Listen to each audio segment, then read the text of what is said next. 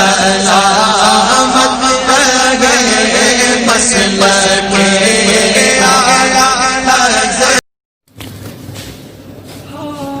نحمده ونصلي ونسلم على رسوله الكريم۔ مذہب اسلام ایک دین فطرت ہے۔ اس دین فطرت کی یہ خصوصیت ہے کہ یہ کسی بھی فرد کو، اپنے ماننے والے کو، اس کی طاقت و وسعت سے زیادہ تکلیف نہیں دیتا۔ یہی وجہ ہے کہ اسلام کے سارے احکام میں اس چیز کا مکمل طور سے لحاظ کیا گیا ہے۔ چنانچہ قربانی کے حوالے سے یوں ہی زکوٰۃ میں، صدقہ فطر میں بھی مذہب اسلام نے اس کا خوب لحاظ رکھا۔ سارے لوگوں پر نہ قربانی واجب کیا ہے، نہ زکوٰۃ واجب ہے، نہ صدقہ فطر ہے، بلکہ وہ لوگ جو صاحب استطاعت ہیں، شریعت کی اصطلاح میں جسے مالک نصاب کہا جاتا ہے، انہی لوگوں پر زکوٰۃ، قربانی اور صدقہ فطر واجب ہے۔ ہم تھوڑی سی یہاں گفتگو مالک نصاب کے حوالے سے کریں گے۔ شریعت نے نصاب کا معیار سونا اور چاندی کو متعین کیا ہے۔ چنانچہ فقہائے کرام نے قرآن و حدیث کی روشنی میں جو معیار متعین کیا وہ یہ ہے کہ جو شخص 7.5 تولہ سونا یا 52.5 تولہ چاندی کا مالک ہو جائے، یا حاجت اصلیہ کے سوا کسی ایسی چیز کا مالک ہو جس کی قیمت 7.5 تولہ سونا یا 52.5 تولہ چاندی کے برابر ہو، شریعت کی نگاہ میں وہ غنی ہے، مالدار ہے، اس پر قربانی واجب ہے۔ حاجت اصلیہ میں کیا کیا چیزیں ہیں اس کی فقہائے کرام نے مختصر وضاحت کی ہے۔ حاجت سے مراد رہنے کا مکان ہے، گھر کے سامان ہیں، سواری کے جانور ہیں، اوڑھنے پہننے کے کپڑے ہیں، اور جو صاحب وسعت ہیں تو ان کے لیے موٹر سائیکل اس زمانے میں ہے، کار ہیں، گھر میں واشنگ مشین ہے، فریزر ہے، یہ سب چیزیں حاجت اصلیہ میں داخل ہیں۔ ہاں، جن کے پاس 2 موٹر سائیکل ہے اور ایک سے کام چل رہا ہے تو ایک زائد ہے، اس کی وجہ سے وہ مالک نصاب ہو جائے گا۔ یوں ہی کسی کے پاس ایک کار ہے، 2 کار ہیں اور ایک کار سے اس کا کام چل رہا ہے تو ایک کار حاجت سے زائد ہے، اس کی وجہ سے وہ مالک نصاب ہوگا۔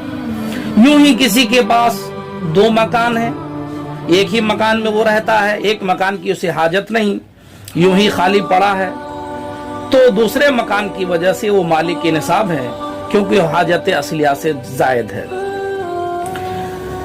اسی طرح دیہات میں جو لوگ رہتے ہیں، جن کے پاس کھیتی کی زمینیں ہیں، تو فقہائے کرام نے قربانی کی نصاب میں کھیت کی زمینوں کو بھی شامل فرمایا ہے۔ لہذا جن کے پاس اتنی زمین ہے جس کی قیمت 52.5 تولہ سونا یا 52.5 تولہ چاندی یا 7.5 تولہ سونا کی قیمت کے برابر ہو، اس کے اوپر بھی قربانی واجب ہے۔ یوں ہی دیہات کے لوگوں کے پاس جانور کثیر تعداد میں رہتے ہیں، تو اگر متعدد جانور ہیں ان کے پاس، تو ہل چلانے کے لیے جو بیل کا جوڑا ہوتا ہے، فقہائے کرام نے صرف ہل کے بیل کے جوڑے کو حاجت اصلیہ میں شمار کیا ہے۔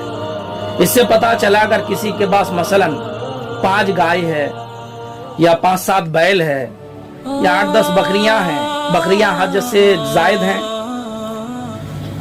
تو 5-7 بیل ہونے کی صورت میں، گائے ہونے کی صورت میں، جن جانوروں کو ہل میں یہ استعمال کرتے ہیں ہل جوتنے کے لیے، وہ 2 جانور کو چھوڑ کر باقی جانور حاجت اصلیہ سے زائد ہیں۔ لہٰذا اگر ان کی قیمت اس نصاب تک پہنچے تو ان کے اوپر بھی قربانی واجب ہے۔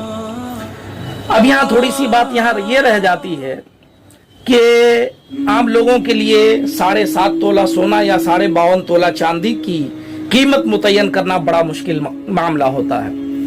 اس کے لیے ہمارے فقہائے کرام نے سونے اور چاندی کی کہ جو جدید اوزان ہے اس کو متعین فرمایا ہے۔ چنانچہ ایک تحقیق کے مطابق 1 تولہ کا وزن 12 گرام 441 ملی گرام 6 پوائنٹ ہے۔ اس اعتبار سے اگر 7.5 تولہ سونا کا جدید وزن دیکھا جائے تو 93 گرام 312 ملی گرام ہوتا ہے، اور اگر 52.5 تولہ چاندی کا جدید وزن دیکھا جائے تو 653 گرام 184 ملی گرام ہوتا ہے۔ لہٰذا جو حضرات سونا کے اعتبار سے 93 گرام 312 ملی گرام کا مالک ہو یا اتنی قیمت کا مالک ہو تو مالک نصاب ہے، اس پر قربانی واجب ہے۔ اور چاندی کے اعتبار سے 653 گرام 184 ملی گرام چاندی کا مالک ہو یا اس کی قیمت کا مالک ہو حاجت اصلیہ کے سوا تو وہ بھی مالک نصاب ہے، اس پر قربانی واجب ہے۔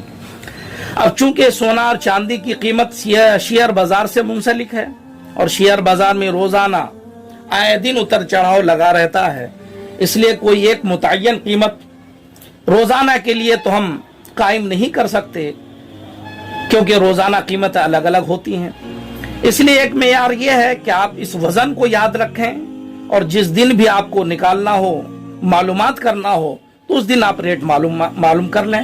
مثلا میں نے 16 جولائی 2020 عیسوی کو چاندی کی جو قیمت معلوم کی تو 653 گرام 184 ملی گرام کی قیمت بنی 33,965 روپے 50 پیسے، گویا لگ بھگ 33,500 روپے کے اعتبار سے اگر مان لیا جائے تو جو شخص اس دور میں 33,500 روپے کا مالک ہو جائے حاجت اصلیہ کے علاوہ تو وہ مالک کے نصاب ہو جاتا ہے، اس کے اوپر قربانی واجب ہو جاتی ہے۔ زکوٰۃ کے نصاب میں اور قربانی کے نصاب میں تھوڑا فرق ہے کہ زکوٰۃ میں حولان حول شرط ہے، مال نامی کا ہونا شرط ہے وغیرہ، لیکن قربانی کے نصاب میں نہ حولان حول ہونا شرط ہے اور نہ ہی مال نامی کا ہونا شرط ہے، بلکہ قربانی کے ایام میں 10، 11، 12 جو یہ 3 تاریخیں ہیں، ان تاریخوں میں سے کسی بھی لمحہ اور کسی بھی وقت میں اگر کوئی انسان 33,500 روپے کا مالک ہو جاتا ہے تو اس کے اوپر قربانی واجب ہو جایا کرتی ہے۔ اس اعتبار سے اگر دیکھا جائے تو یقیناً اکثر مسلمانوں کے اوپر قربانی واجب ہوتی ہے۔